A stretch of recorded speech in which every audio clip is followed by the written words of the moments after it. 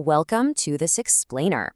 Look, if you're gearing up for your medical board exams, you know that time is literally your most precious resource. So today, we're putting things into high gear. We're doing a high-yield, rapid-fire, buzzword-rich review of histoplasmosis.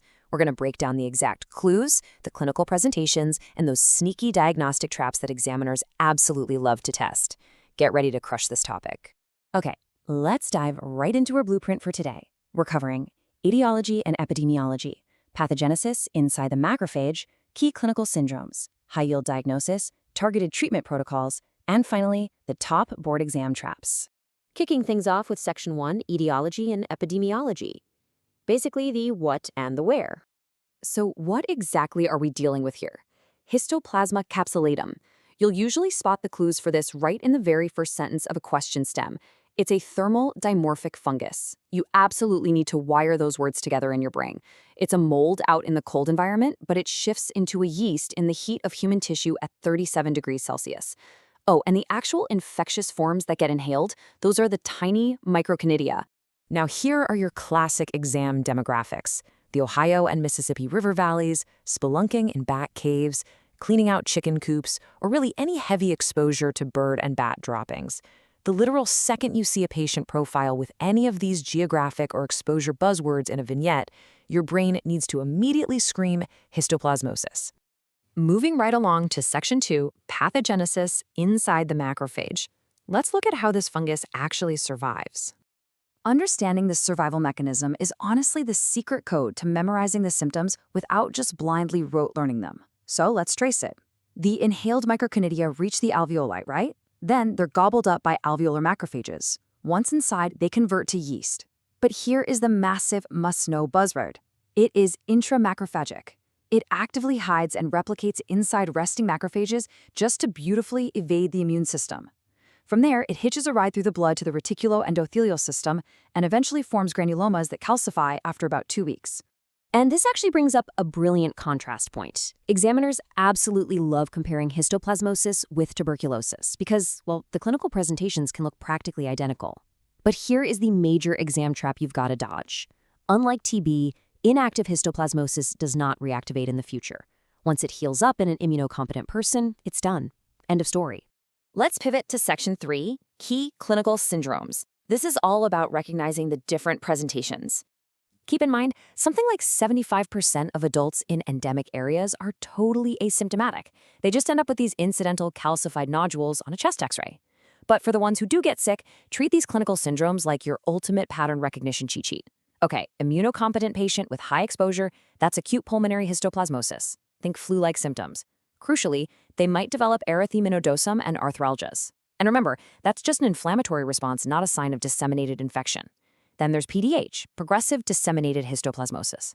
This hits immunocompromised folks like AIDS patients with a CD4 count under 200. You're looking for oral mucosal ulcers and hepatosplenomegaly. Finally, chronic cavitary histoplasmosis. You'll see this in smokers with pre-existing emphysema showing up with upper lobe cavities and night sweats. It's a perfect TB mimic. Real quick, I just want to drop a super high-yield variant fact on you. African histoplasmosis, which is caused by the Duboisii variant, is clinically distinct. We're talking much larger yeasts here, and it primarily goes after the skin and bones, with way less of a pulmonary focus compared to the classic North American version. Just don't let that one trip you up on test day. All right, Section 4, High-Yield Diagnosis, figuring out how to choose the right test. You know, exams absolutely love testing if you know the difference between the theoretical gold standard test and the best initial test for a real-world acute scenario.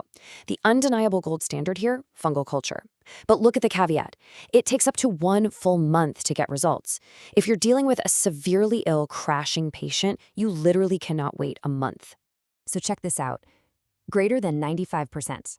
You need to burn this number into your memory. That is the sensitivity of the urine antigen test in patients with progressive disseminated histoplasmosis. Let's fire through exactly why that is so huge. First, Urine antigen testing is just way more sensitive than serum. It's fantastic for rapid bedside point-of-care testing in PDH and severe acute pulmonary cases. But here is the absolute clinical gold. Antigen levels correlate directly with disease severity, which means we aren't just using it to diagnose, we actually use it to monitor if our treatment is working. Just keep your eyes peeled for the classic exam trap. The test does cross-react with blastomyces and coccidioides. Next up, Section 5, Targeted Treatment Protocols. Let's talk drugs and durations. All right, pharmacology time. The choice of drug here isn't just a random guess. It strictly depends on the severity of the clinical form you've diagnosed. Let's walk through the step-up approach. Mild acute cases, honestly, just observation. No antifungal is needed unless they're still not improving after a month. Now, moderate to severe acute cases, that's when you step up to itraconazole. But if you have a hospitalized, severe PDH patient, they always start with liposomal amphotericin B to knock the infection down fast, followed by an itraconazole taper. And for our AIDS-related PDH patients, they might actually need lifelong itraconazole maintenance if their immune system doesn't recover. Okay, time for a super quick mental check. Think about this classic board exam trick question. What antifungal cures fibrosing mediastinitis? The answer is none, absolutely none. Fibrosing mediastinitis is a post-histoplasmosis fibrotic reaction. It's basically a structural issue, just dense scar tissue encasing the great vessels. It is not an ongoing active fungal infection. Throwing antifungals at this is a massive pitfall. Don't fall for it. And finally, Section 6, Top Board Exam Traps, our final rapid-fire review. This is the climax of our explainer today. We're going to do a rapid-fire run-through of the most commonly tested pitfalls to absolutely lock in your score. Listen closely. Anti-TNF therapy? That is a major risk factor for disseminated disease, simply because the body needs TNF-alpha to form those protective granulomas. Oral mucosal ulcers, that's your classic defining feature of PDH. Adrenal insufficiency, oh yeah, PDH loves to cause bilateral adrenal destruction. Chronic cavitary histoplasmosis mimics TB exactly. Always look for those upper lobe cavities in a smoker.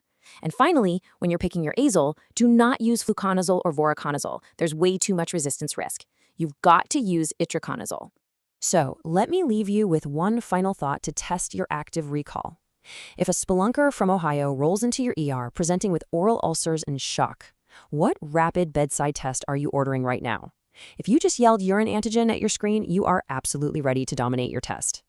Thanks for hanging out with me for this explainer. Stay focused, keep grinding, and go crush those exams.